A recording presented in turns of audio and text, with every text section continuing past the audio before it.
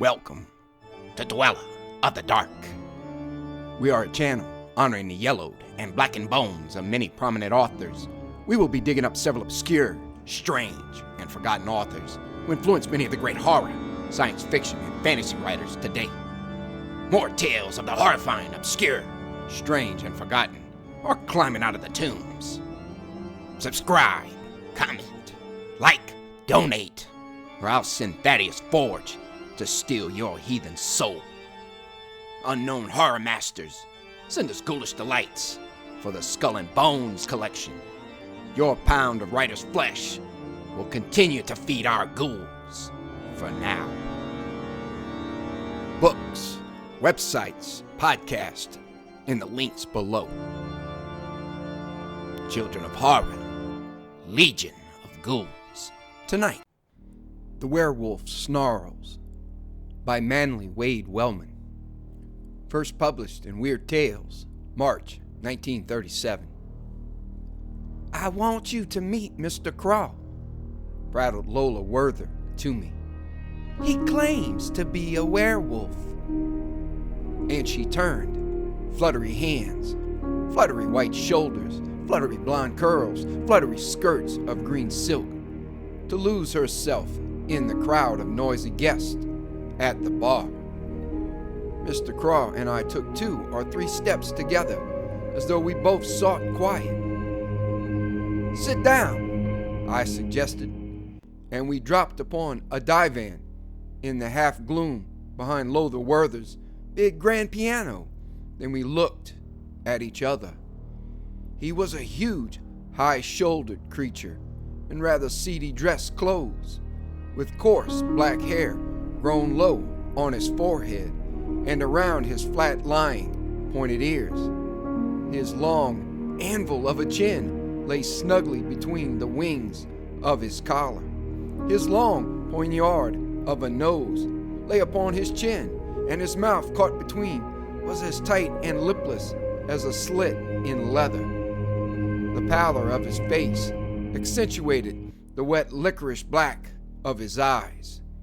He made me feel my own physical frailty as a little rheumatic old man half his volume. "Well," he invited huskily, "do I look it?" "You mean like a werewolf?" I suggested, and waited smiling for the witty retort. But he shook his head. "It happens to be quite true," he assured me with the absolute solemnity of the very drunken or the very insane. I jumped at that, although I was used to meeting bizarre figures in the Werther parlor. Not knowing what to say, I kept my own nervous mouth shut. After a musing moment, Craw went on. "I came here tonight looking for help in my desperate problem. Werther and his wife are supposed to be experts in occultism." "Mr. Craw," I could not help saying, "the Werthers are unmitigated fakes." "I was thinking that," he nodded glumly. "Apparently, their only reason for letting me come was to make sport for their friends." A pause, awkward for me at least. "Well, then, shall I tell you?" "Please do," I urged, feeling strangely foolish. Craw hunched his shoulders, sank his head, and let his clasped hands slide down between his knees until the thick knuckles almost rested on the floor. There was something animal-like in the attitude. His body and limbs seemed measured and joined according to an abnormal pattern. His licorice eyes sought mine, and at the moment, they did not look exactly human either. Too much gloomy iris for one thing, and too little rim of white for another. In their depths lurked a green light, feeble but hard. "It began," said Craw, "when I experimented with the witch ointments." "Witch ointments?" "Yes, supposed to be rubbed on for it changes into animal forms, made and used by magicians according to satanic formulas. They sound fantastic, I know, but I was a medical student working on a paper about pre-Renaissance medicine. There were several recipes. Recipes? I repeated. Not really. Yes, a dozen at least. The 1896 Bulletin of Johns Hopkins Hospital printed one in an article by Dr. Robert Fletcher. Several other modern scientists have offered others, wholly or in part. And let me tell you that there's more sound pharmacy in them than you'd think. I thought, indeed hoped, that he was merely spoofing, but there was no bantering smile upon his thin lips, and his eyes looked drawn and haggard about the corners. Belladonna, for instance, he amplified. It's a common ingredient, makes you see visions, as you probably know. And monkshod, full of deadly aconitine, henbane that Shakespeare called the insane root, and hemlock. These and other things made into a salve with the fat of an unbaptized child. I say, I broke in again, not very politely. You don't ask me to believe that you, but I did. Again, that melancholy nod of assurance. There was a baby's body fetched to the dissecting room at school. He paused and his eyes narrowed, as though to gaze down a fearsome groove into the past. Well, I mixed the stuff up for a lark. His mouth slashed open in a rueful grin, revealing oversized, uneven teeth. You rubbed it on? I prompted. Once more he nodded, and I pursued. What happened? Nothing. Cross sat up straight again and spoke more clearly. I don't know what I expected to happen, or if in truth I expected anything. But I do remember feeling like a fool, and an unclean fool to boot. I started to clean the grease off, but it had absorbed into me somehow, like a vanishing cosmetic. He shuddered slightly, briefly.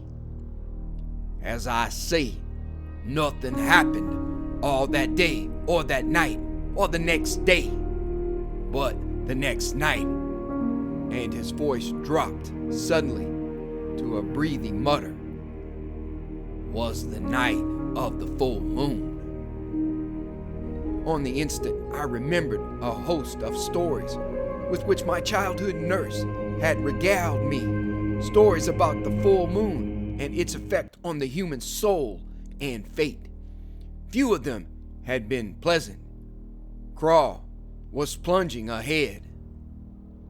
Moonlight meant romance to me then, and nothing more.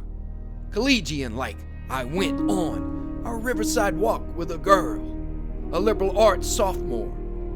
There was a sort of sandy jut out into the water, and we loitered there.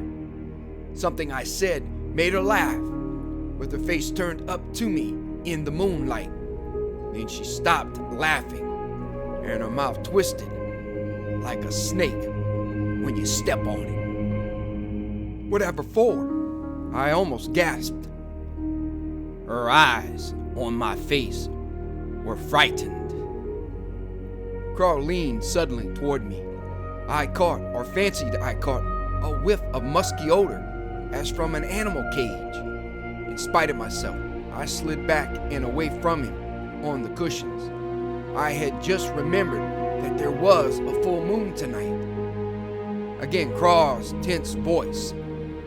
She tried to scream and frightened myself. I grasped her by the shoulder to calm her. When I touched her flesh, a new mood suddenly took possession of me. Of its own will, my hand switched to her throat. Shaking her, I snarled at her to be silent, and she sagged down in a faint. My thoughts and senses churned all up, as if in a new feeling of exultation at conquest. Then he spread his great spatulate fingers. In the morning, they found her gnawed body. In the afternoon, while I was still telling myself that it was a dream, the police came to my dormitory. They found blood on my clothing and under my nails. "You were that Craw?" I exclaimed. His smile was bitter and tight-lipped this time. "Oh, so you read the papers. Undergraduate beast man," the headlines called me, and medical monster. What I told the police, the solemn truth, was too much for them to believe. They called in alienist, so I was sent to the asylum, not to the electric chair. "Look here," I ventured in a voice that threatened to close up in my throat with every word. "I think you'd better talk about something else. You shouldn't have let yourself talk about this business in the first place." But he shook his head so emphatically that the coarse locks stirred at his narrow temples. "I'm not crazy, old chap. You see, just 2 weeks ago, I was officially certified normal." He sniffed. How could they know the frenzy, the throttling rage, and the bloodthirst that closed over me like water in my locked room every month on the night when the moon was full? His clenched hands lifted. I saw his nails, pointed and thick and opaque, like pieces of mussel shell. I used to howl and shriek, so that the attendants came to pacify me. They got bitten for their pains, so there were barred sales and street jackets. It was 2 years before a cunning sneaked in with the moon madness, a cunning that whispered I must suffer in silence if ever I wanted to go free. And you were silent. I was. At length the doctors had me up for another examination. They hammered at my knees for reflexes, asked a bunch of clever questions, and finally discharged me as cured. Once again, a pause. But I wasn't cured, of course. "Surely," I mouthed in the most stupid fashion imaginable. "Surely you wanted to be cured." "Of course." Craw snapped his big teeth together after the 2 words, as though they needed emphasis. "So I turned to the Werthers. As I said at the beginning, I'd heard somewhere that they knew devil and all about occultism and the night side of the soul. A week ago, I hunted James Werther out at his club and told him the whole cursed business." "Told him what you've just told me?" "Exactly. And he heard me out, then said nothing for a full 5 minutes. Finally, he smiled and said, 'I'll help you. On the night of the full moon, I'll be entertaining. Come to my place then, and we'll make everything all right.'" He leaned against the cushions, as if his story was done. I wriggled nervously, wondering whether he was very clever, even cleverer than most of the bizarre Werther guests, or whether he was dangerous. I weighed the chances of getting up and walking away without seeming too furtive. "Oh, there you are, Mr. Craw," squealed Lothar Werther behind our shoulders. "Some new people have come, girls, and they're dying to meet." She swooped down upon him and bore him away toward 3 young women with vapid, painted smiles. It was my chance to leave, and I took it. I crossed the room to the chairs where the hats and coats were piled. Glancing back, I saw Craw yet again from behind. His shoulders seemed strangely narrow and humped in a fashion somehow hyena-like. His hair, perhaps it was not carefully combed at the back of his low skull, was shaggy. At first, I had thought his ears flat, but I saw now that they inclined forward as though involuntarily pricked up.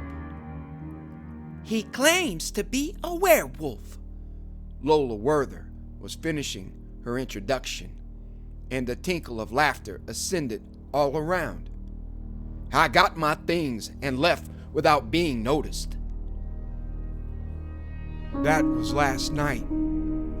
Before me lies the morning paper with an arresting headline. 4 torn corpses found in parlor. Police baffled over murder of James Werther and guest. Seek Beastman. I have not yet forced myself to read the rest.